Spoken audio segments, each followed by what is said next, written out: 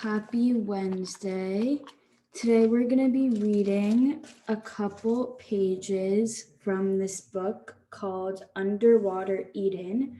My name is Eden and this is my dog Olive. Olive is a therapy dog and she really likes reading stories. So this book is a really super thick book, but we're going to be reading a couple pages from it today.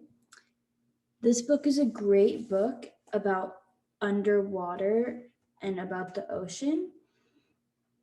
And it was written by Jeffrey L. Rotman. So in this book, there's a lot of pictures about different places in oceans around the world. And we're going to be reading a couple of these pages today. So let's start at page 1 and we'll read a couple of these pages. So we'll show the beautiful pictures first that Olive loves to look at. We're going to show them to Olive first, and then we're going to show them to you. So Olive is looking at the book. She loved it. And then now this is the image, and the image is of the Pacific Ocean.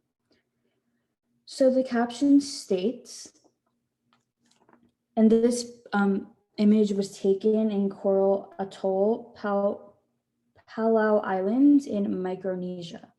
So viewed from a distance, coral reefs are among the most awe-inspiring creations of life on Earth. The magnitude of the reef structure that forms in the Palau Islands is almost inconceivable, formed by 425 species of coral. Global warming and increased levels of carbon dioxide in the atmosphere are raising sea temperatures and bleaching corals, killing off entire reef systems. Some environmental organizations are experimenting with ways to counteract this destruction by accelerating coral growth using low voltage electrical currents. So usually in dog therapy storytime days, we do more storybooks and fantasy books, but today we're just going to do a little bit of real life stuff and teach people about the environment. So that was a little bit about the Pacific Ocean. Olive is really interested in that, but we're going to give her a little treat now because I think she's a little bit hungry. So just like the fish in the ocean eat, Olive is also going to eat, and she's eating a little dog cookie. So we're going to move on. This is an image from the Red Sea, and this was taken in Egypt. So this is a beautiful image of inside the Red Sea. The caption on this image states, "I have been diving in the sandy lagoon for more than 30 years. In fact, it's where I taught 2 of my children to dive. The wreck of a freighter on the northern end of the reef provides the perfect playground for dozens of species of breed fish. Although thousands of divers visit the site each year, rich nutrients carried on strong currents feed the reef, keeping it in pristine shape."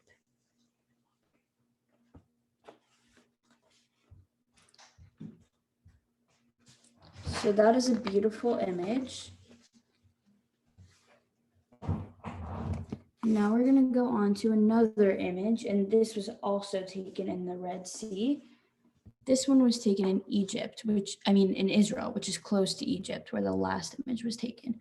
So this is a dark image of the sea, and we're going to read about it with Olive.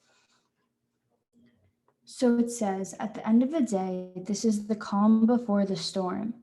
In a half hour, this peaceful underwater scene will be transformed into a feeding frenzy that is a textbook example of the food chain at work. Soon, large predatory fish like sharks and jacks will hunt schools of small bait fish prowling for their own dinner. This might not be the case for long, however.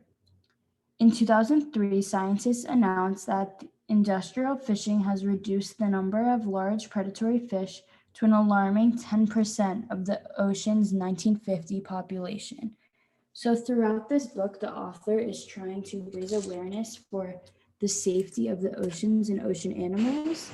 And Olive really likes fish. She has a lot of friends that are fish, and so she wants them to be safe also. So we're going to go ahead and read another page. This is the Red Sea as well, and there's a diver in it, and this was also taken in Egypt, this photo.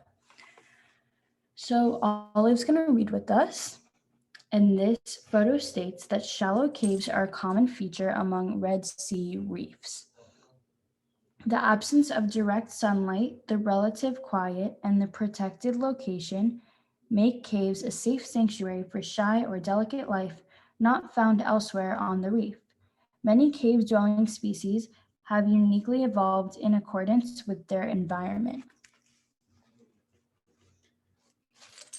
Olive's a little bit hungry, so we're going to give her another cookie. No. Give it to the camera and give it to Olive while she continues listening to us read.